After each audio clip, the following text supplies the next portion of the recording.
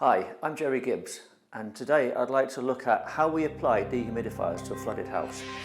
Whilst standing a dehumidifier outside of the tent, drawing air from the tent, treating it, absorbing the moisture and putting it back into the tent was efficient, moving the dehumidifier into the tent is better by far.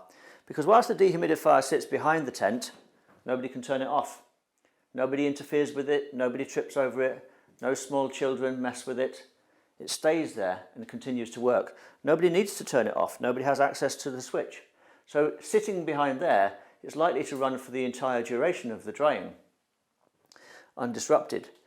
Inside here, the air is recirculating round because now there's no ducting on the machine, so the air simply goes in, is dried and goes back out again.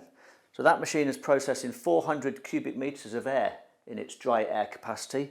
In a tent of that volume, 2.5 cubic metres, it's doing 160 air changes within there, and each time the air is getting drier and drier and drier.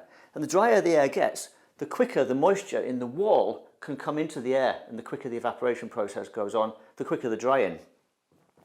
The dehumidifier needs to dry its wheel.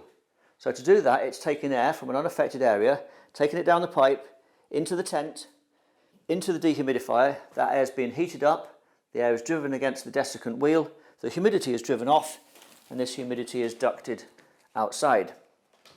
And that is arguably one of the most efficient drying systems we could ever set up.